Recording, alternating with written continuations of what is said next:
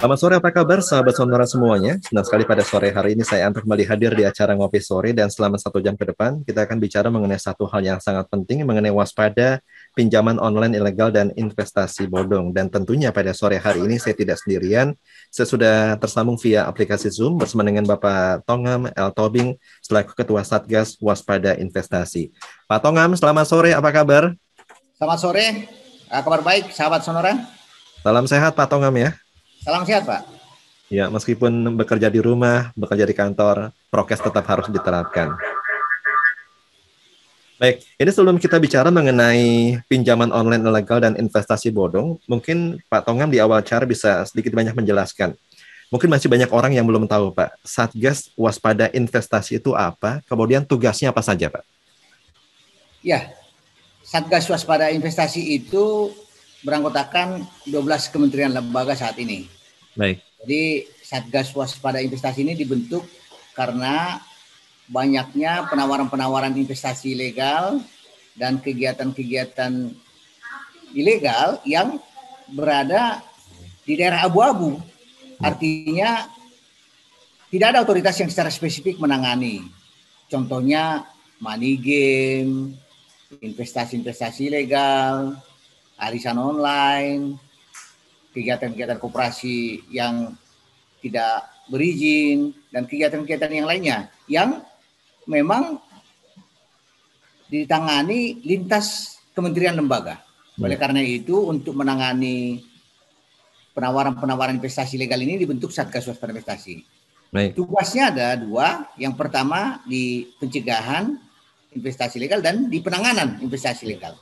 Pencegahan itu kita lakukan kegiatan-kegiatan edukasi, sosialisasi, kemudian juga memberikan seminar untuk memberikan pemahaman kepada masyarakat agar masyarakat memahami mengenai produk-produk keuangan, produk-produk investasi.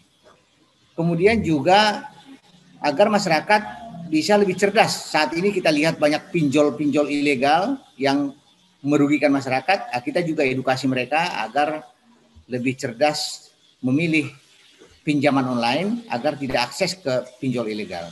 Ya. Kemudian tugas yang kedua di penanganan. Nah, kami secara berkelanjutan melakukan penanganan terhadap investasi legal, pinjol ilegal dengan melakukan pemblokiran situs web aplikasinya. Kemudian kita juga melakukan pengumuman kepada masyarakat agar masyarakat mengetahui investasi legal dan pinjol ilegal. Kemudian kita juga menyampaikan laporan informasi kepada kepolisian agar dilakukan proses hukum apabila diduga ada tindak pidana di sana. Jadi itu mengenai Satgas Waspada Investasi, Pak. Baik. Tadi bicara mengenai lintas kementerian, kementerian apa saja Pak yang tergabung di dalamnya? Di sana ada 12 kementerian lembaga, ada OJK, okay. Kemudian Bank Indonesia, ada kepolisian, kejaksaan, kemudian ada PPATK, kemudian ada Kementerian Koperasi, Kementerian Kominfo, Kementerian Perdagangan, ada BPKPM, ada Kementerian Pendidikan dan Kebudayaan, ada Kementerian Dalam Negeri, ada Kementerian Agama di sana. Jadi ada 12 kementerian lembaga. Dulu 13 kementerian lembaga, tapi karena Kementerian Kebudayaan dan Kementerian Ristek-Dikti digabung, saat ini menjadi 12 kementerian lembaga. Jadi di sana ada otoritas pemberi izin, contohnya Bank Indonesia, OJK, Kementerian Perdagangan, Kementerian Koperasi, Kementerian Agama. Juga ada di sana penegak hukum, yaitu kepolisian, kejaksaan, PPATK, dan juga ada di sana yang berperan dalam rangka edukasi atau hubungan dengan beberapa stakeholder secara nasional, seperti Kemendagri.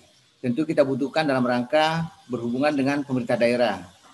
Kemendikbud, kita tentu sangat banyak edukasi melalui guru dan para tenaga pendidik lainnya. Jadi di sana kita lihat ada suatu tim atau satuan tugas yang mencakup seluruh area dalam rangka pencegahan dan pemberantasan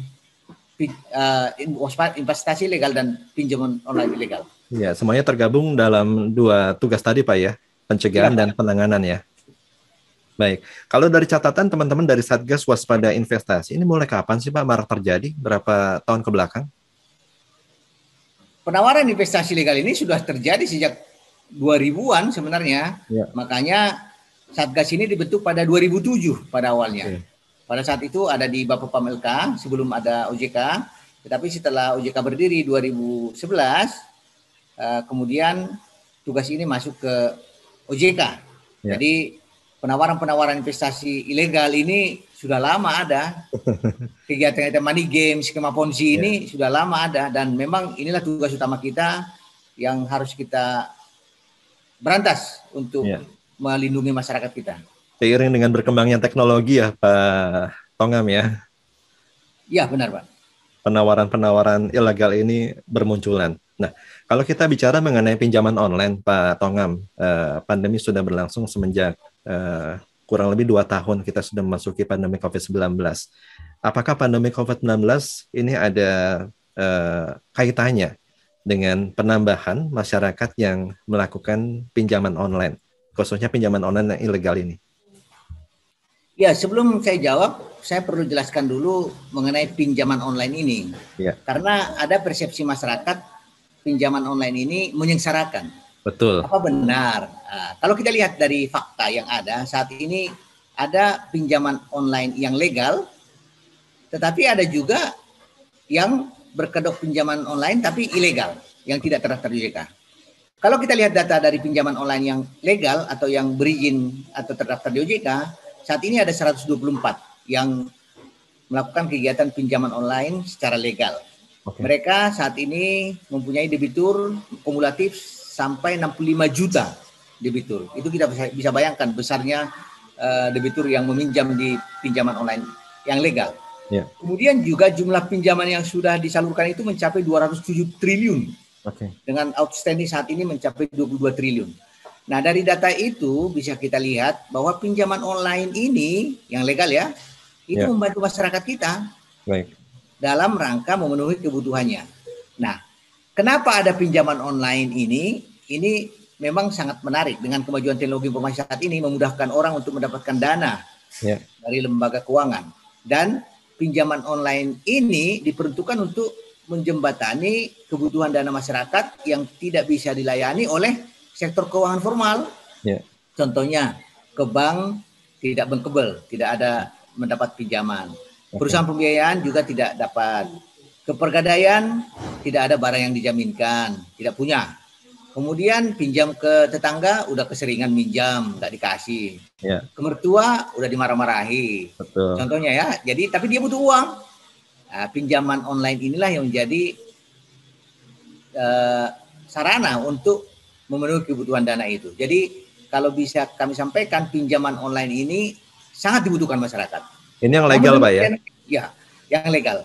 Namun demikian di sisi lain ada pelaku-pelaku yang sengaja memanfaatkan kebutuhan dana masyarakat ini untuk melakukan kegiatan pinjol ilegal. Nah, ini yang sangat berbahaya.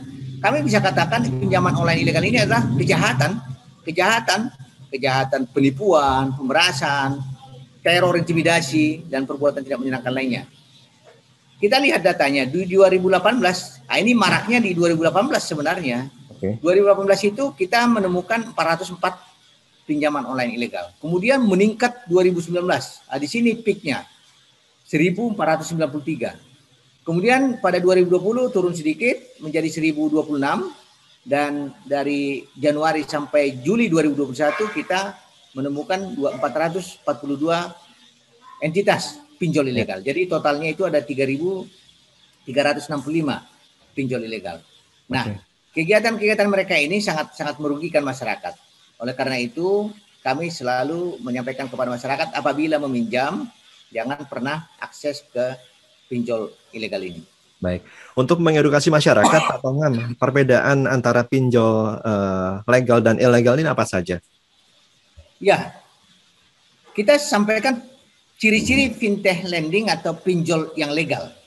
Yang pertama tentu ini syarat utama, terdaftar atau berizin di OJK. Nah, ini yang nyata. Kita bisa mengecek langsung Pak ya masyarakat? Bisa cek langsung di website ojk.go.id.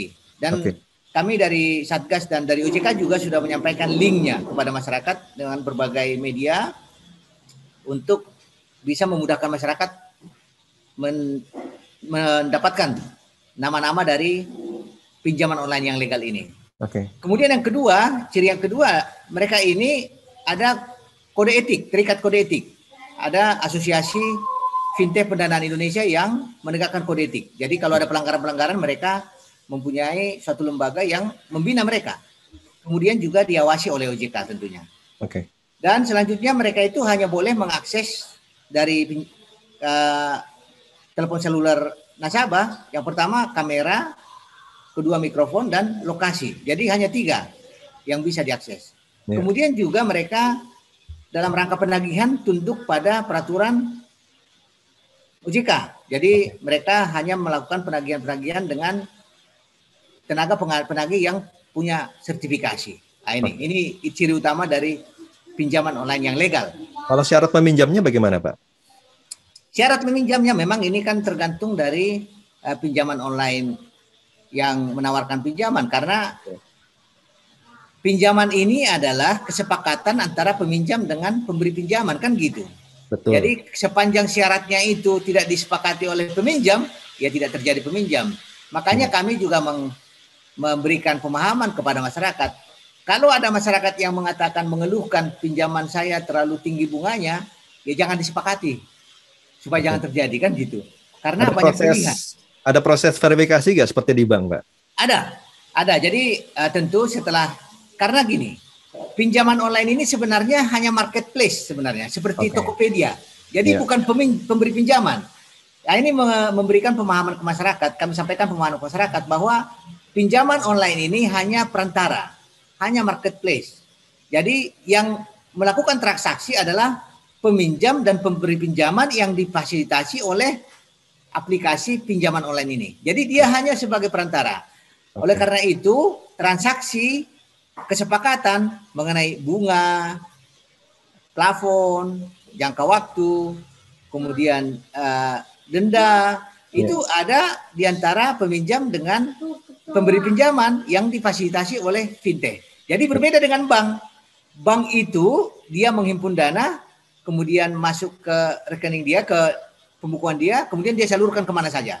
Kalau fintech lending ini atau pinjol ini, dia hanya perantara, seperti kita di Tokopedia. Beli barang ke merchant, kemudian difasilitasi oleh Tokopedia.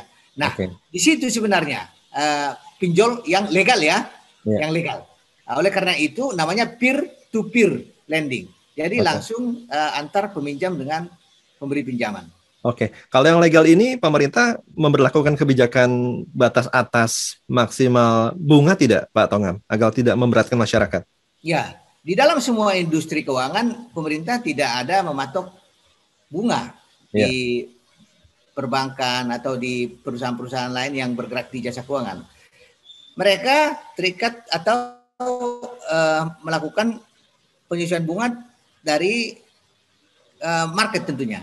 Jadi didasarkan pada market. Nah, fintech lending ini, pinjol yang legal ini juga melakukan batas atas biaya dana itu dari asosiasinya. Jadi asosiasi yang menetapkan, bukan dari otoritas jasa keuangan. Itu tadi fintech legal, Pak. Sekarang kita beralih ke ciri-ciri fintech ilegal. Seperti apa ciri-cirinya? Nah, ini yang ilegal ini justru memang sangat mudah sebenarnya dilihat. Yang pertama itu ciri-ciri pinjaman online yang ilegal adalah tidak terdaftar di OJK, tidak berizin di OJK. Jadi teman-teman kalau ingin meminjam online, silakan simpan semua daftar pinjaman online yang terdaftar di OJK. Simpan saja di HP-nya, sehingga pilih salah satu. Itu sebenarnya cara yang paling mudah daripada kita harus menyanyikan ini legal apa enggak. Nah, sekarang kita balik. Teman-teman bisa akses di website ojk.go.id atau di medsos OJK. Download saja itu, simpan di HP. Nah, pada saat mau minjam pilih salah satu, kan gitu mudah. Lihat aplikasinya. Nah, itu yang pertama. Yang kedua, ini yang membahayakan. Ini penipuan, pemerasan, bunga dan fee dan jangka waktunya tidak jelas. Contohnya, kita minjam 1 juta, yang ditransfer hanya 600.000, langsung dipotong sama dia 40%. Ini kan pemerasan ini. Betul. Kemudian juga bunganya. Bunganya itu dia janjikan pada saat kita mengisi aplikasi, contohnya 0,5% per hari. ternyata setelah deal bisa sampai 3% per hari. Nah, ini penipuan ini. Kemudian juga jangka waktu. Jangka waktu pada saat kita mendaftar dia katakan 90 hari. Ternyata setelah deal, setelah sepakat, setelah jadi hanya 7 hari. Nah, ini membahayakan kan? Bagaimana kita meminjam dengan hanya jangka waktu 7 hari? Dari mana kita bayar? Nah, ini penipuan dan penggelapan. Jadi bunganya nggak jelas, fee-nya nggak jelas, kemudian tidak sesuai dengan kesepakatan. Nah, ini cirinya. Kemudian juga kita tidak tahu di mana ini alamatnya. Nomor HP-nya berganti-ganti, alamatnya di mana, webnya berganti-ganti. Nah, ini aplikasinya berganti-ganti, kita blokir hari ini dia bikin baru, ganti nama gitu. Ini sebenarnya sangat-sangat kasat mata ya, harus kita tidak perlu lama-lama untuk mendeteksi pinjol ilegal ini. Kemudian juga kalau tadi yang legal itu hanya bisa mengakses 3 di HP, kamera, mikrofon, dan lokasi. Kalau ini semua bisa diakses dan dia bisa mengakses semua data dan kontak di HP. Jadi pada saat kita mengajukan aplikasi dia akan meminta kita mengizinkan semua kontak dan data di HP bisa diakses. Ya ini yang membahayakan. Disinilah awal malapetakannya sebenarnya. Jadi kita menjual data-data kita dan data teman kita. Di HP kita kan banyak sekali nomor-nomor orang lain. Betul. Yang orang lain tidak tahu. Ini kita jual dia nomor-nomor ini kepada mereka. Nah, ini digunakan nanti pada saat penagihan tidak beretika. Baik. Dan kemudian cirinya adalah yang penyebaran data pribadi. Jadi mereka ini setelah mengcopy semua data-data kita, dijual sama dia ke pinjol ilegal lainnya, ke teman-teman dia. Dan juga ciri yang paling utama juga, dan banyak cirinya ya, yang ini juga yang membahayakan dalam rangka penagihan, bahkan sebelum jatuh tempo, udah diteror, intimidasi, pelecehan. Nah, ini yang berbahaya. Jadi kenapa terjadi? Karena kita tadi mengizinkan semua kontak yang di HP diakses. Betul. Jadi dia bikin grup WA, semua data di HP itu dihubungi sama dia. Si A menipu kami, merampok kami, pinjamannya tidak dibayar. Anda disebut sebagai penjamin, segera bayar. Gitu. Jadi kena kita yang pinjam orang lain yang nggak tahu kita apa-apa, yang diteror kita. Karena apa?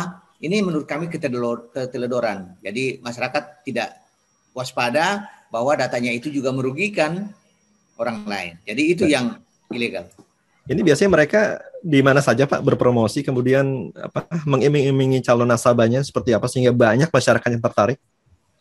Ya, ini juga menarik saat ini perkembangan yang kita lihat ya. Pinjol ilegal ini juga sudah mulai memilih-milih nasabah karena banyaknya permintaan dengan melakukan scoring tentunya. Jadi tidak sembarangan lagi. Kalau dulu hanya dengan fotokopi KTP dan foto diri, mereka bisa mencarikan pinjaman. Sekarang mereka udah pintar. Mereka bekerja sama dengan agregator ya. Kita duga mereka bekerja sama dengan agregator, kemudian juga dengan KSP. KSP ini juga perlu kita teliti ini karena sampai saat ini kita ada 101 KSP ilegal yang menawarkan pinjaman online ilegal. Ini. Kemudian juga mereka diduga melakukan kegiatan juga dengan kerjasama bersama credit scoring. Credit scoring ini penting untuk mengetahui kemampuan suatu nasabah yang akan diberikan pinjaman kan gitu. Dan mereka juga sudah takut tidak terbayar kreditnya. Nah, oleh karena itu mereka menggunakan credit scoring udah pintar. Nah, oleh karena itu memang ini yang terbaru kita lihat. Sarana yang mereka lakukan ya itu tadi melalui agregator, KSP atau langsung melalui aplikasi di Google, kemudian mereka itu menyebarkan penawaran melalui SMS, melalui medsos. Ini sangat banyak mereka lakukan. Dan mereka juga melakukan kegiatan-kegiatan ini melalui berbagai grup-grup di Telegram atau di media sosial lainnya. Jadi mereka menggunakan segala akses ini untuk menipu masyarakat kita. Baik, dan timingnya juga pas ya. Biasanya di tanggal 20 ketika kita belum gajian Pak Tongam. Iya, memang ya bagi beberapa masyarakat kita memang butuh di akhir bulan dan sebagian masyarakat juga di awal bulan pun butuh juga sebenarnya. Betul, dan mereka menawarkan di tanggal-tanggal tersebut Pak ya. Iya Pak. Baik, sampai sejauh ini berapa pinjol ilegal yang sudah berhasil diblokir? Kemudian kalau kita bicara mengenai pemblokiran, apakah efektif Pak? Ya, saat ini sudah 3.365 yang kita blokir. Namun demikian memang pemblokiran ini hanya bersifat sementara sebenarnya. Okay. Tidak begitu efektif dalam jangka panjang. Karena apa? Kita blokir hari ini, nanti sore dia ganti nama, besok bikin baru. Karena apa? Dengan kemudahan membuat situs web aplikasi dalam kemajuan teknologi informasi saat ini sangat sulit dibendung. Yeah. Kami juga sudah kerjasama dengan Kominfo melakukan patroli harian, cyber patroli harian untuk mendeteksi secara dini aplikasi-aplikasi ini dan memblokir secara dini. Namun demikian masih marak. Kami juga sudah bekerja sama dengan Google. Kami menghubungi teman-teman di Google agar membantu Satgas dan mereka memang membuat suatu syarat-syarat bahwa apabila ingin membuat suatu aplikasi di Google Play Store, ada persyaratan-persyaratan perizinan yang harus dilakukan. Nah, ini mungkin dikelabui juga sama mereka ini. Dikelabui karena apa? Karena memang bisa jutaan aplikasi sehari masuk ke Google ini, jadi deteksinya mungkin tidak begitu ketat. Nah, jadi apa yang kami lakukan adalah memblokir atau menghentikan kegiatan fintech ilegal ini secara dini sebelum ada yang akses. Itu sebenarnya yang pertama kita lakukan. Tapi ini adalah upaya yang seperti pemadam kebakaran sebenarnya, yang harusnya ada upaya-upaya strategis lainnya yang harus dilakukan. Misalnya, ada pinjol ini sebenarnya bukan domain OJK secara keseluruhan. Ada beberapa kementerian lembaga yang juga terkait dengan pinjol ini. Yang pertama contohnya Kemenkominfo. Dalam rangka contohnya ada aplikasi, situs web, SMS. Nah, ini mereka melakukan pemblokiran dan juga penanganan terhadap penawaran-penawaran ini. Kemudian Kementerian Koperasi juga ada KSP yang sengaja melakukan pinjaman kepada non-anggota atau ada pinjol berkedok koperasi. Mereka melakukan pemberantasan ini. Kemudian juga Bank Indonesia. Bank Indonesia ini ada beberapa payment gateway atau perusahaan transfer dana yang digunakan oleh pinjol ilegal ini walaupun mereka nggak sadari mungkin. Nah, ini juga perlu KYC yang lebih ketat. OJK juga karena perbankan digunakan juga untuk transfer dana, ini juga perlu KYC yang ketat. Kemudian kepolisian juga karena ada teror, intimidasi, pelecehan, penipuan, ini kejahatan-kejahatan pinjol ini mereka melakukan penegakan hukum. Jadi pinjol ilegal ini pada prinsipnya mencakup paling tidak 5 kementerian lembaga. Jadi kalau masyarakat protes, ini OJK di mana ini? Pinjol ilegal. Nah, ini kita lihat dulu di mana posisinya. Kalau masyarakat menemukan teror, intimidasi, pelecehan, perbuatan tidak menyenangkan, tentu bukan domain OJK. Betul. Kalau masyarakat melihat kok tiba-tiba aplikasi di mana-mana, itu bukan domain OJK. Kalau masyarakat melihat contohnya ini gimana nih koperasi banyak sekali, bukan domain OJK.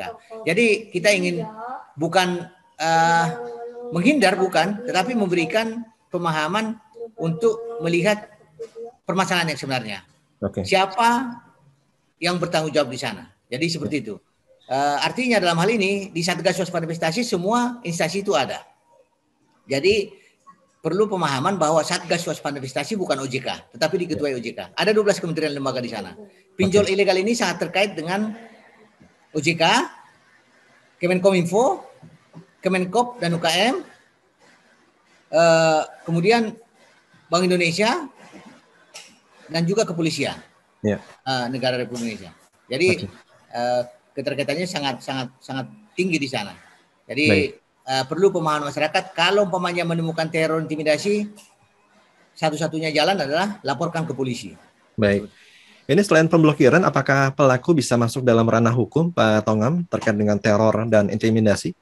Iya, ini harus proses hukum. Jadi teror, intimidasi, pelecehan ini tidak bisa kita tolerir. Ini perbuatan pidana yang sangat keji.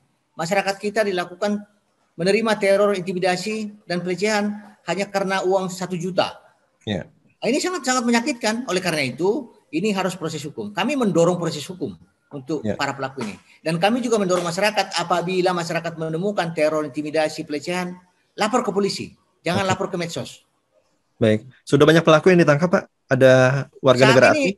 Saat ini dari data yang kami peroleh ada mungkin banyak juga ya di Polda, di Polres. Tapi yang kita lihat saat ini ada 4 yang saat ini ditangani di kepolisian, dan mudah-mudahan ini memberikan efek jerah kepada para pelakunya. Polisi saat ini secara masif juga melakukan pemberantasan terhadap pinjol ilegal ini. Dan ini memang kita apresiasi proses hukum yang dilakukan oleh kepolisian. Pelakunya masih orang Indonesia atau sudah warga negara asing? Ada beberapa pelakunya dari warga negara asing dan juga dari Indonesia. Yang dari Indonesia itu kebanyakan debt collectornya yang pintar bahasa Indonesia untuk menghina. Nah, ini masalahnya, bahasa Indonesia harus digunakan dengan baik, tapi ini dengan tidak baik dia lakukan. Ini harus dihukum berat. Jadi para pelaku ini yang melakukan tindakan tidak manusiawi harus dihukum. Baik, ini bagi masyarakat yang katakanlah sudah terlanjur Pak ya meminjam pada pinjol ilegal, kemudian tidak punya kemampuan untuk membayar, apakah ada solusi? Apakah pihak Satgas Waspada Investasi OJK bisa memediasi atau bagaimana Pak Tongam solusinya?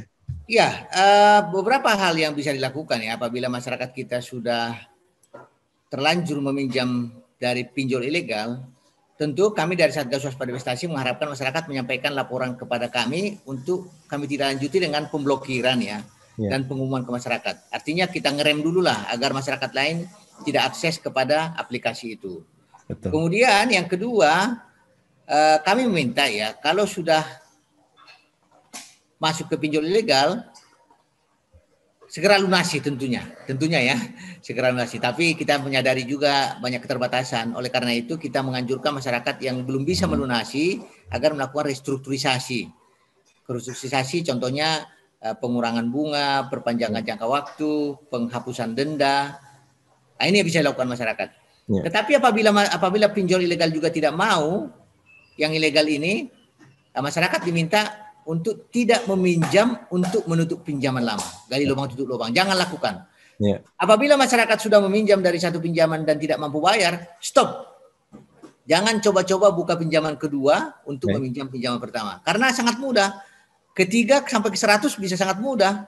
Saat ini kita lihat contohnya ada seorang ibu meminjam dari 141 aplikasi. Ini kita tidak masuk akal. Bagaimana mungkin meminjam sebesar itu? Oleh karena itu masyarakat yang sudah terlanjur pinjam di pinjaman online ilegal, jangan coba-coba gali lubang tutup lubang. Lubangnya semakin besar, tanggung jawabnya semakin besar. Jadi jangan mau nambah masalah di atas masalah. Kemudian kalau umpamanya masyarakat masih mendapatkan teror intimidasi dari pinjol ilegal ini, kita minta masyarakat memblokir semua kontak yang mengirim teror. Dan juga beritahu kepada seluruh kontak di HP, karena dia akan membuat grup WA di situ. Beritahu semuanya bahwa apabila mendapat pesan dari pinjol agar dia baikan.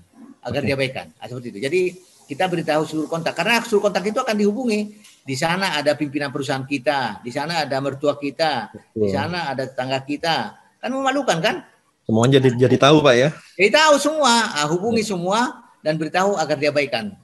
Kemudian juga segera lapor polisi. Ini intinya. Jadi kita minta segera lapor polisi. Dan apabila teror masih berlanjut, lampirkan itu laporan polisi, attach ke WA yang melakukan teror, bahwa saat ini sudah dalam penanganan polisi. Nah, ini bisa mengurangi paling tidak dan bisa membuat ketenangan bagi pinjol ilegal. Tapi yang terakhir yang kami sampaikan, jangan lagi pinjam dari pinjol ilegal. Jangan. Berbahaya. Anda kena tipu, Anda kena peras, Anda kena teror. Lebih baik pinjam ke mertua saja Pak ya untuk melunasi. Iya, mertua pasti baik lah. Nggak ada bunganya. Baik, ini modus barunya semakin canggih Pak Tongam. Beberapa bulan terakhir ada kasus salah satu masyarakat yang mendapatkan transferan Pak di rekeningnya. Nah ini kan bingung ya, transferan ini dari mana? Nah ternyata tak lama kemudian ada tagihan masuk ke korban tersebut. Modus baru tersebut ini bagaimana Pak kalau kita mendapatkan transferan dari rekening yang tidak jelas, kemudian kita harus mengembalikannya kemana, kemudian solusinya seperti apa Pak Tongam?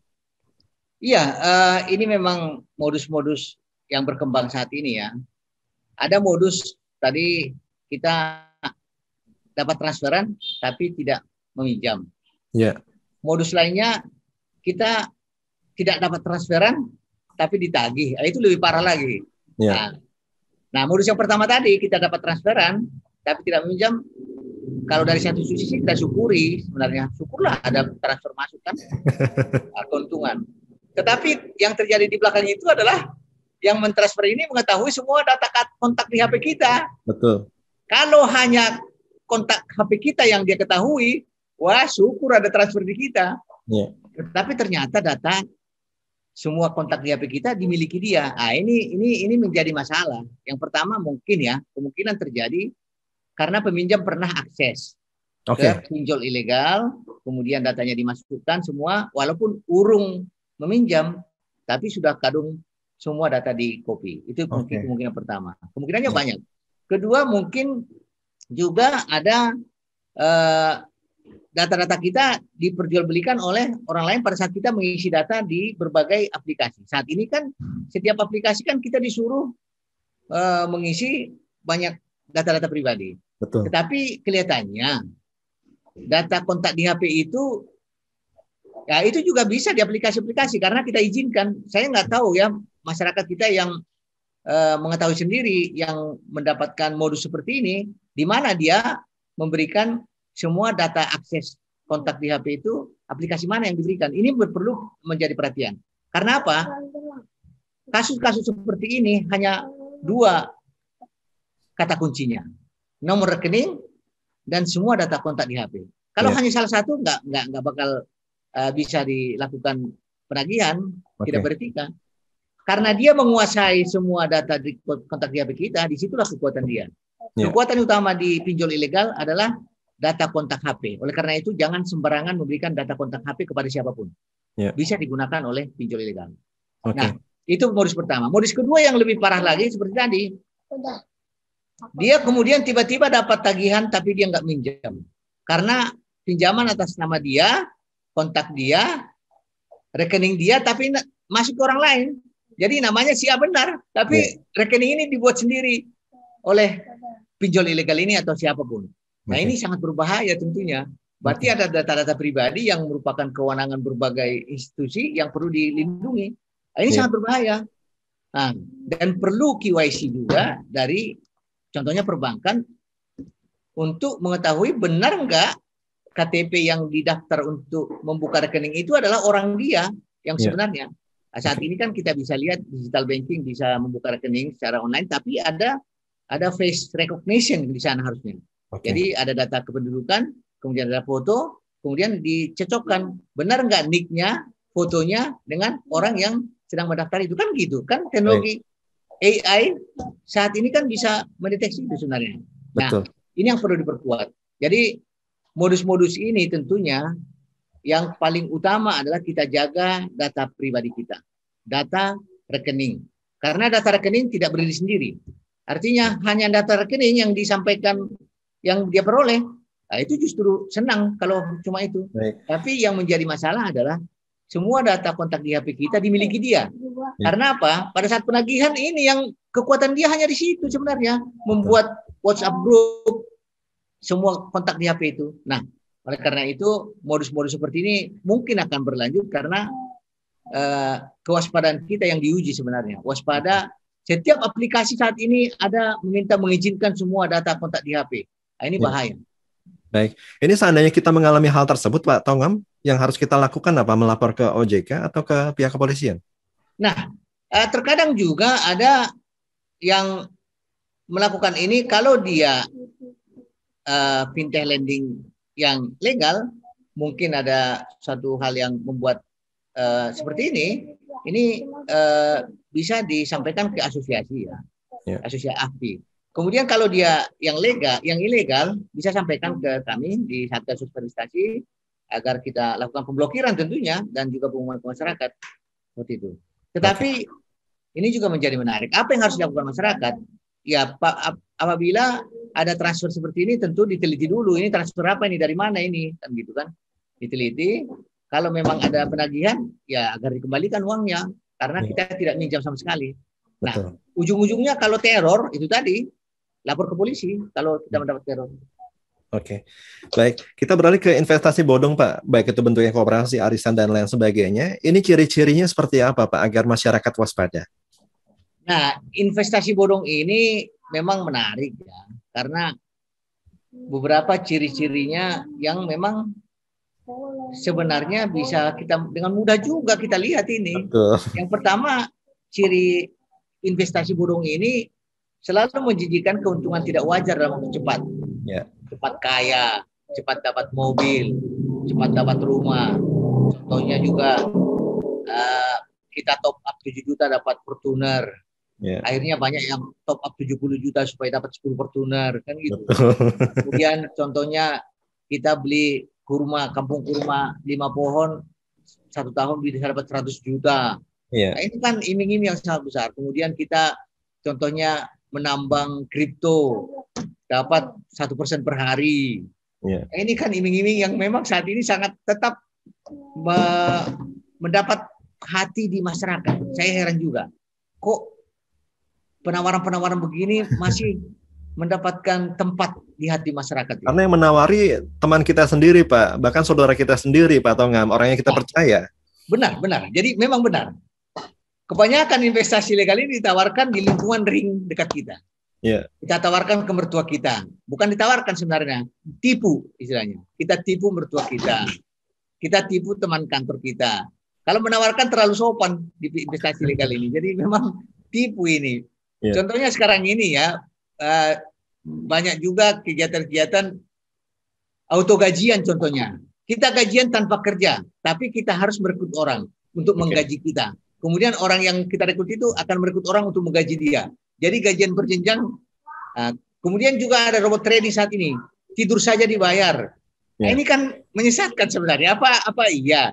Akhirnya apa yang terjadi? Orang tidur terus supaya dibayar, kan gitu kan? Nah, itu. Jadi ini memang menarik. Kemudian ciri khas yang keduanya adalah ini member ini rekrutmen tidak ada kegiatannya, tapi bisa dapat bonus. Hanya merekrut orang. Jadi saya rekrut si B rekrut si C, saya dapat uang. Nggak ada kegiatan, nggak ada bisnis, core bisnisnya nggak ada. Jadi ini perlu diperhatikan masyarakat sebenarnya. Nah, saat ini marak kegiatan-kegiatan nonton iklan. Nonton iklan kita dibayar. Tapi kita bayar dulu. Nah, ini kan menyesatkan.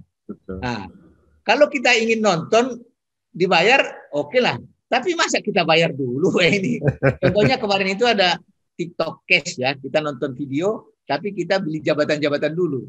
Kita beli jabatan, contohnya jabatan supervisor apa ya, 5 juta yang 4,9 juta. Kemudian kita akan mendapatkan 120 juta. Dari mana? Dari siapa uangnya? Ya dari yang lain. Ini menyesatkan. Jadi masyarakat kita dininak bobokan dengan prinsip gak usah bekerja, tapi kaya. Nah, ini kan menyesatkan sebenarnya. Jadi sangat menyesatkan. Tapi ya itu tadi, banyak masyarakat kita. Harusnya kita sadari lah, tidak akan dapat uang kalau nggak bekerja. Jadi omongan yang mengatakan tidur saja dibayar, ini harus kita balik. Apakah iya orang yang menawarkan itu udah punya uang? Nggak juga. Uangnya dapat dari mana? Dari kita. Dia bukannya berbuat baik, tapi dia menipu kita.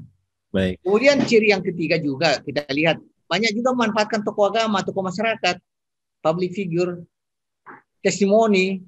Nah, ini juga termasuk tokoh agama, Pak Tongam. Iya, ada. Tapi memang kami sudah pernah konfirmasi juga ke beberapa tokoh agama.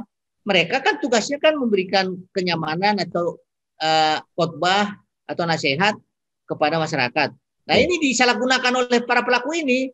Jadi kalau tokoh agama datang memberikan suatu ceramah di satu investasi legal, belum tentu tokoh agamanya ikut di sana. Karena memang tugas dia memberikan ceramah, kan gitu. Nah, ini juga perlu disadari. Jadi disalahgunakan oleh para pelaku ini. Jadi niat baik dari tokoh agama, tokoh masyarakat itu disalahgunakan oleh para pelaku ini dengan memampangkan di iklan-iklannya bahwa tokoh ini sudah ikut di kami. Padahal enggak. Nah, itu. Baik. Kemudian juga mereka cirinya mengklaim tanpa risiko. Enggak ada risiko. Pokoknya fix. Kita beli kripto 1% per hari. Ya apanya yang 1% per hari? Kita contohnya lihat edisi cash. Nambang 0,5% per hari. Kayak memang kita dapat koinnya, koin dinarnya, tetapi nggak ada yang beli, nggak ada pasarnya. Untuk apa? Kita banyak koin, tapi nggak ada yang beli. Yang nggak ada gunanya dong. Ada barang, tapi nggak laku. Betul. Nah, ini bukan kekayaan namanya itu. Seperti itu. Baik. Kemudian juga ciri yang lain tidak punya legalitas. Jadi tidak ada izinnya, kegiatannya nggak ada, produknya. Nah ini ciri-ciri ini perlu dipahami masyarakat agar tidak terjebak investasi legal. Baik. Waktu kita hampir habis, Pak Tongam. Mudah-mudahan apa yang kita bicarakan pada sore hari ini bermanfaat, bisa mengedukasi masyarakat agar tidak mudah tergiur dengan penawaran-penawaran dari fintech ilegal dan investasi bodong. Mudah-mudahan kita bicarakan bermanfaat buat masyarakat banyak. Pak Tongam, terima kasih banyak buat kebersamaannya. Apakah kami bisa sampaikan tipsnya? Bisa, Pak. Silakan, Pak. Oke. Nah, terakhir ya. Ini bonus, Bapak bonus nih. Iya. Kami ingin sampaikan tips supaya terhindar dari pinjol ilegal dan tips supaya terhindar dari investasi ilegal. Tips supaya terhindar kepada pinjol ilegal. Yang pertama, apabila masyarakat kita menginginkan dana dari pinjaman online, pertama, hanya pinjam dari fintech atau pinjol yang terdaftar di OJK. Lihat daftarnya di website OJK. Kemudian yang kedua, pinjam sesuai dengan kebutuhan dan kemampuan bayar. Jangan gali lubang tutup lubang. Yang ketiga, pahami manfaatnya, biaya, bunga, dan jangka waktu sebelum meminjam. Jangan setelah meminjam menyesal. Nah, itu tiga itu. Kemudian investasi legal. Investasi legal tipsnya ada dua. 2L kami sebut, 2L. Legal dan logis. Apabila ada penawaran investasi yang memberikan iming-iming, imbal hasil tinggi, cepat kaya, cek 2L. Legal dan logis. Legal artinya cek badan izinnya. Apakah dia punya izin badan hukum, izin produk, izin kegiatan. Kalau nggak punya jangan ikuti. Kemudian logis. Logis artinya rasionalitas imbal hasil. Apakah rasional orang memberikan kita bunga 1% per hari, kemudian top up 7 juta dapat mobil, dapat rumah, kaya, cepat. Itu harus rasional. Tidak mungkin. Tidak mungkin orang lain membuat kita kaya. Dia aja miskin. Nah, ini. Terima kasih. Baik. Pak Tongam, terima kasih buat penjelasannya. Mudah-mudahan bisa mengedukasi masyarakat mengenai pinjaman online ilegal dan investasi bodong, sehingga tidak mudah tergiur, sehingga terjebak dalam segala macam penawaran-penawaran mereka. Terima kasih, Pak. Salam sehat. Terima kasih, Pak. Salam sehat, Pak.